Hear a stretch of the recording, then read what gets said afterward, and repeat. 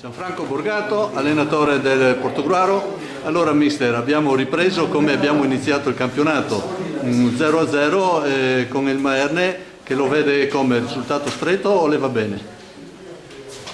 Ma se giudichiamo secondo me la partita nel complesso, il risultato ci va stretto.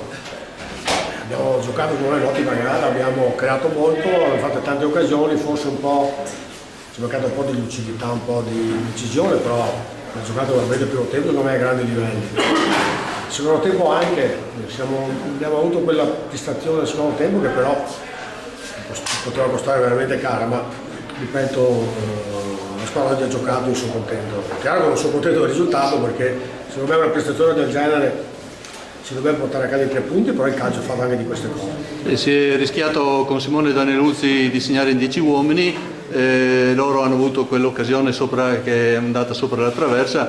Comunque tutto sommato è un Portogruaro vivace, insomma, dovrebbe essere anche contento come si è presentato in campo. No, sono tranquillo perché i giocatori stanno recuperando tutta la rosa, tutti i giocatori sono a disposizione.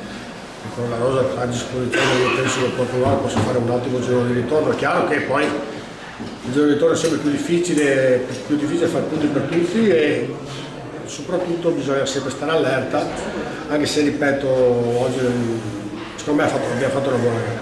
Abbiamo visto col numero 3 il nuovo arrivato Daniele, come l'ha visto?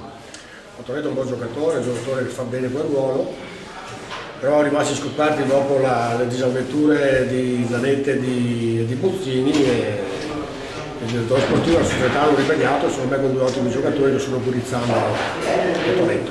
Allora, possiamo fare. L'ultima battuta, domenica prossima abbiamo il derby con il Concordia, penso che Leorato sarà assente, avrà almeno una giornata o no? Sì, quella è l'unica nota stornata, secondo me l'espulsione è stata un po' affettata da parte dell'arbitro. Sicuramente sarà squalificato domenica, ma ci sarà un altro e farà bene sicuramente. Grazie.